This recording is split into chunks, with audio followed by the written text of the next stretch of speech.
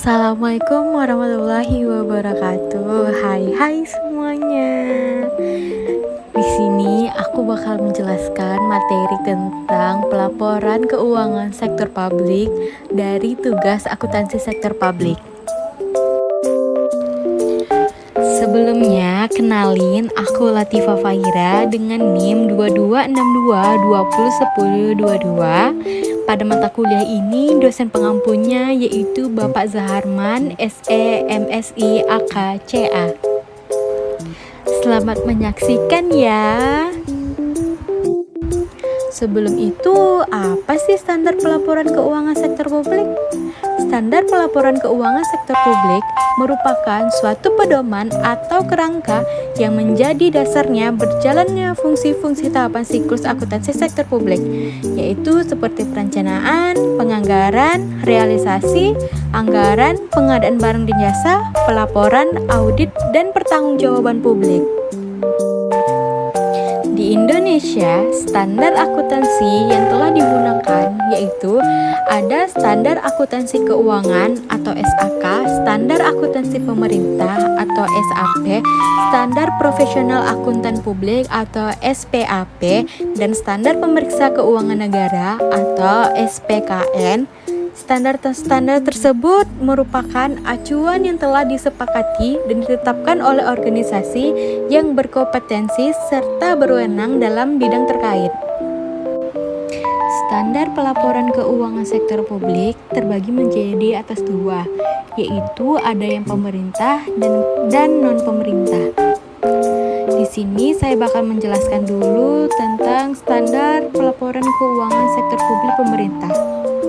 Standar pelaporan keuangan sektor publik pemerintah adalah seperangkat pedoman yang mengatur bagaimana entitas pemerintah dan sektor publik lainnya harus menyusun, menyajikan, dan melaporkan laporan keuangan mereka.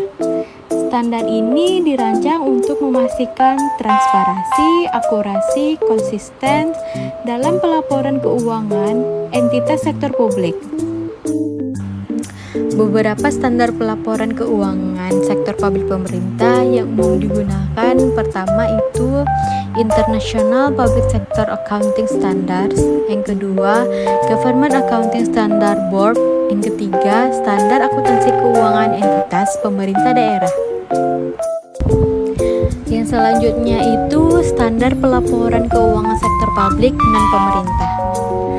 Standar pelaporan keuangan sektor publik pemerintah yaitu seperti organisasi nirlaba atau entitas sektor publik yang tidak ada kaitannya dengan pemerintah. Juga dapat bervariasi berdasarkan wilayah dan hukum setempat. Namun, seringkali entitas semacam ini mengacu pada standar pelaporan keuangan yang relevan untuk sektor nirlaba atau badan amal. Beberapa standar pelaporan keuangan sektor publik non-pemerintah.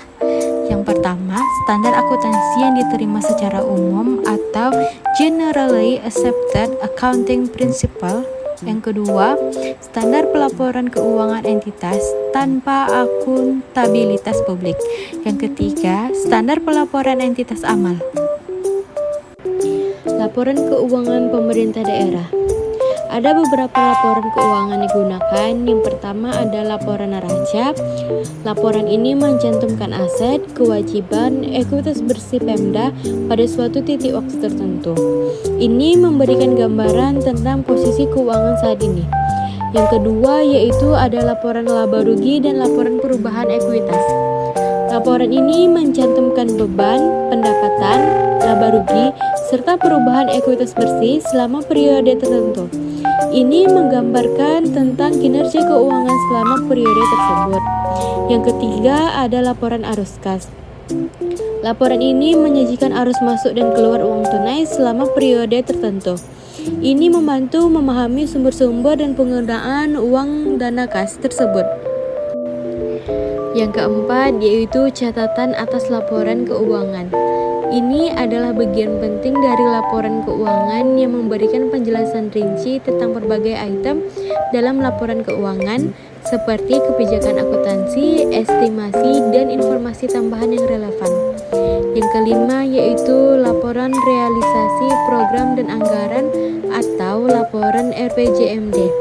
Laporan ini berisikan tentang realisasi program dan anggaran yang dicapai oleh Pemda dalam melaksanakan rencana pembangunan jangka menengah atau RPJMD.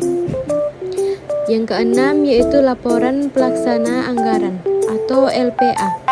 Laporan ini memberikan informasi tentang penggunaan anggaran oleh Pemda selama periode tertentu, termasuk rincian belanja untuk berbagai program dan proyek.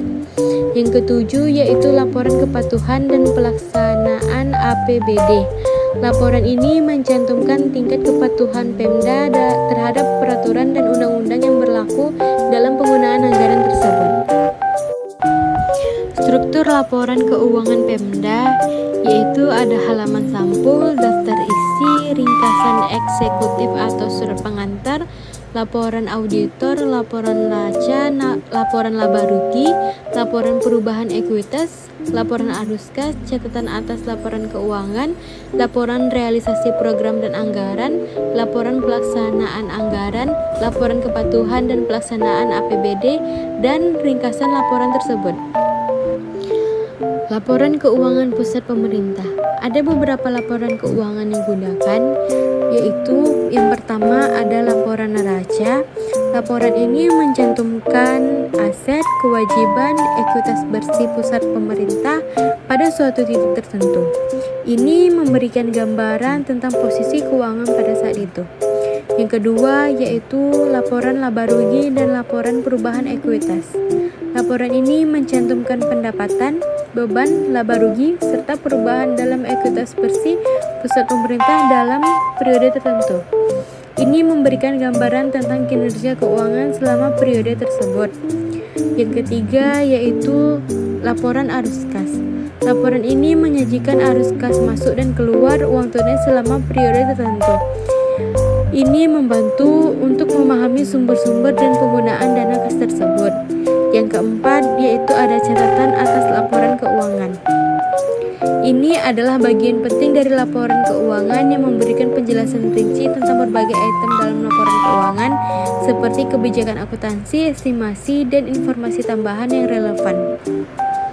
Yang kelima ada laporan pemakaian anggaran atau laporan kinerja anggaran. Laporan ini menyajikan penggunaan anggaran yang dikeluarkan dalam pelaksanaan program dan proyek pemerintah. Laporan ini membantu memonitorkan tujuan dan sasaran program. Yang keenam yaitu ada laporan kepatuhan dan pengendalian intern.